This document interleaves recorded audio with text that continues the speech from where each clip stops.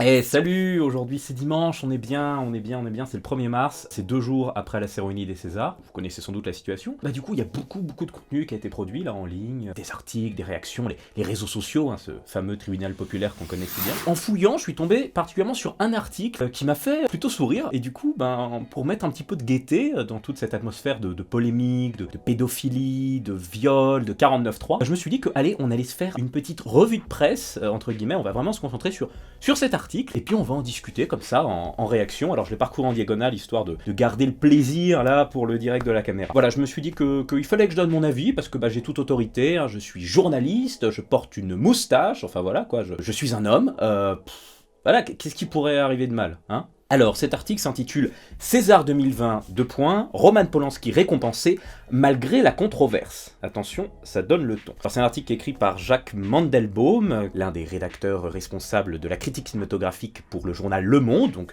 ça se pose là. On n'est pas sur du petit rédacteur pigiste à la petite semaine, tu vois. Une personne qui est complètement insusceptible de dire n'importe quoi. J'ai tout à fait confiance. On y va. Cela devait finir par arriver.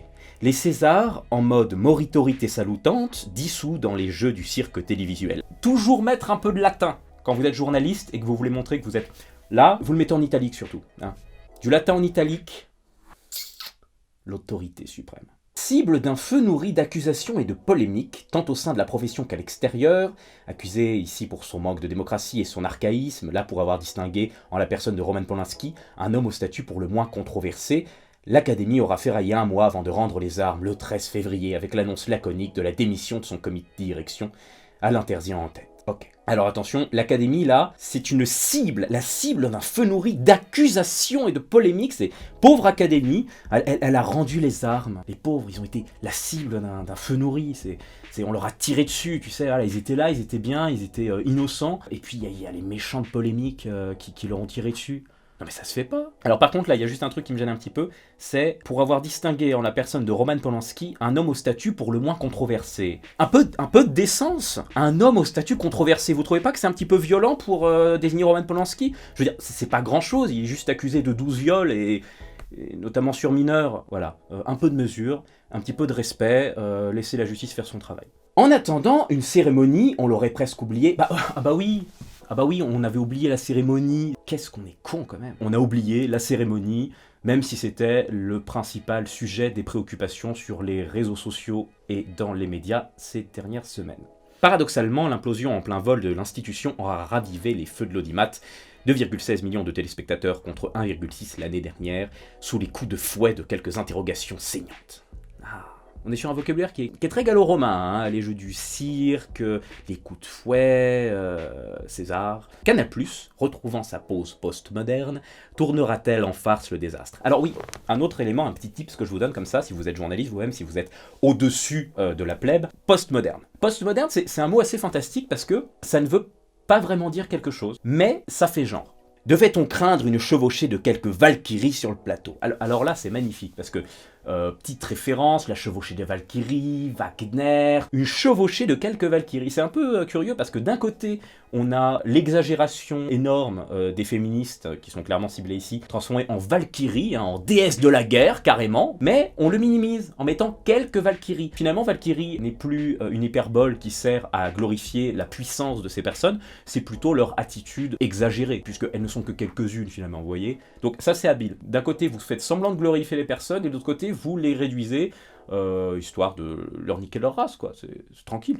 Assisterait-on à une bataille rangée entre le clan Roman Polanski, réuni autour de J'accuse, et le clan Adèle Haenel, redevenu figure de proue de la dénonciation des violences faites aux femmes, réuni autour de portraits d'une jeune fille en feu de Céline Sciamma? Ok, donc ça c'est cool parce que du coup on réduit les gens, les artistes, eh bien, à des guerriers. Ça les met sur le même pied d'égalité, hein, vous voyez. C'est-à-dire que la personne accusée de viol, elle est sur le même plan que les victimes et que les personnes qui aimeraient qu'il n'y ait plus de viol. C'est marrant, ça me rappelle une de Libération là où on a mis en regard Roman Polanski et Adèle Haenel. C'est de mauvais goût, c'est de très mauvais goût de faire ça. Mais encore une fois, pouvez-vous le permettre, vous êtes journaliste. La pression autour du réalisateur s'est-elle encore renforcée, laissant supposer que ses contempteurs visent ni plus ni moins que sa mort professionnelle.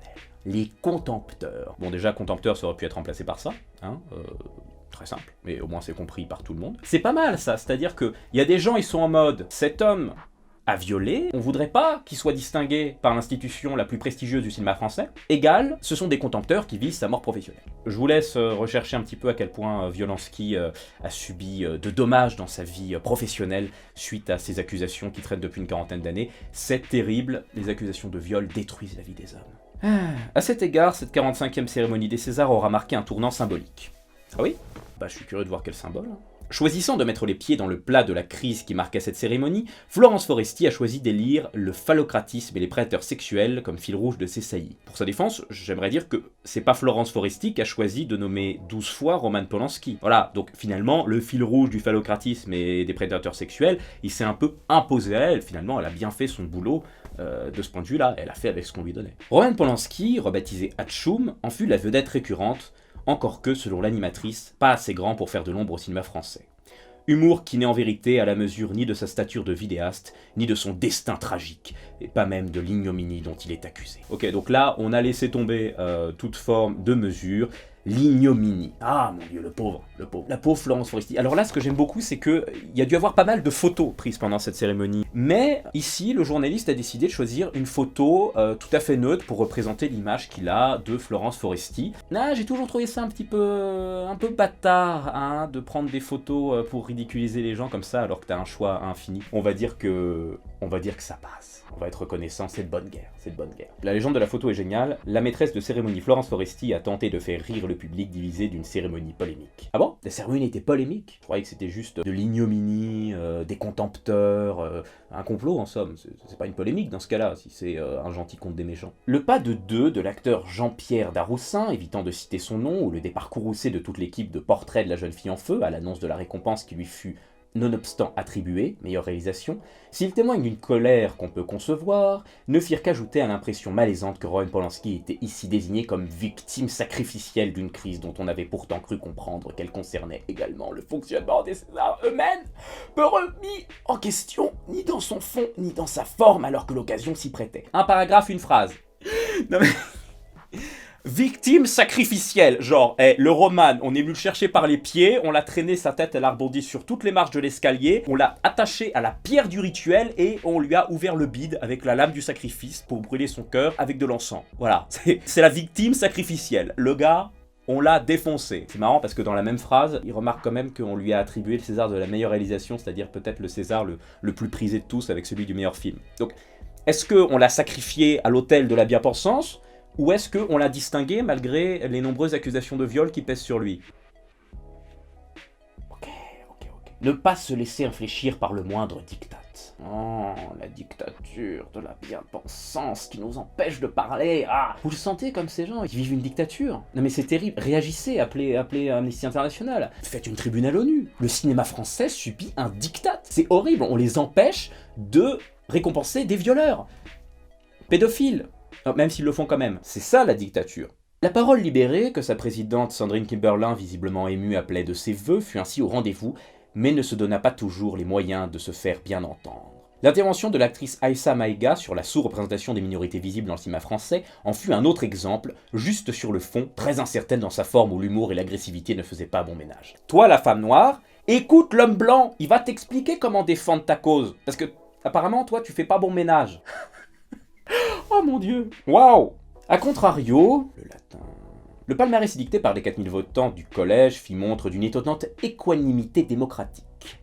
Une équanimité démocratique! Ils sont 4000 bourgeois, qui sont tous d'accord, c'est une équanimité démocratique. Alors voilà, équanimité, pourquoi pas? C'est bien de se mettre à la portée de tous les lecteurs pour surtout pas montrer que tu les méprises. Refusant de se laisser infléchir par le moindre diktat. Non mais c'est magnifique, c'est magnifique. Genre là maintenant, les votants de l'Académie des Césars, ce sont des résistants. Bien joué les gars, vous êtes bien battus, vous avez refusé le diktat des gens qui n'aiment pas le viol. Chapeau. Les Misérables, 4 statuettes dont celle du meilleur film, rafle la mise, suivi de près par J'accuse qui en remporte 3 dont celle de la meilleure réalisation, n'en déplaise aux autorités.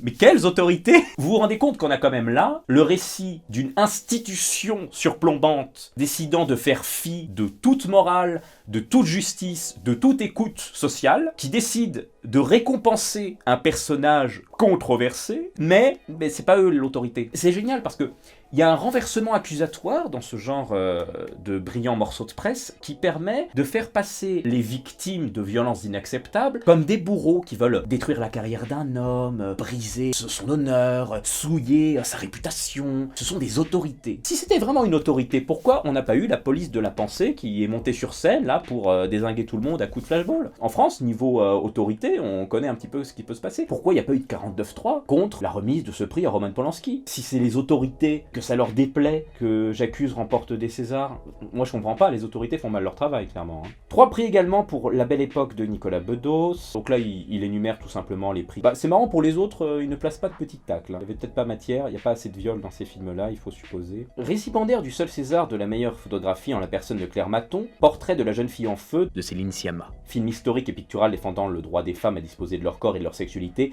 n'a visiblement pas ému les votants, et est parmi les favoris le grand perdant de cette édition. Tu peux sentir une petite forme de jubilation de la part du rédacteur en mode « Ah, c'est le grand perdant, hein ». En même temps, c'est cohérent. Moi, ça ne me surprend pas que ce soit le grand perdant de cette édition, ce film, puisque c'est une académie qui a voté massivement pour élire un violeur comme meilleur réalisateur. Donc évidemment, un film qui parle du droit des femmes disposer de leur corps et de leur sexualité, au moins ils sont cohérents. Ils récompensent les violeurs, ils défoncent le discours féministe. On peut leur reconnaître qu'il ne manque pas de cohérence dans leur discours. Moi j'aime bien lire ce genre d'article parce que ça m'apprend plein de trucs en tant que journaliste. Là j'ai appris plein de trucs, j'ai appris comment mépriser son lectorat s'il comprend pas les mots compliqués qu'on a mis, j'ai appris comment faire des exagérations complètement hasardeuses histoire de défendre son propos de manière malhonnête, j'ai appris comment me moquer des féministes en les traitant de Valkyrie aussi. Non mais c'est pas mal, moi j'aime bien. C'est vrai que la société elle avance quand on a des gens courageux comme Jacques Mandelbaum qui sont prêts à dénoncer les autorités. Voilà, on va en rester là. Alors évidemment, si mon ton a pu paraître quelque peu ironique par moment, je m'en excuse, c'était pas du tout voulu. Et puis si l'affaire Polanski vous intéresse, eh bien j'ai pu réaliser une petite chronique où je décortique la rhétorique déployée autour de sa défense. Vous la retrouverez ici. Et puis moi je vous dis à la prochaine.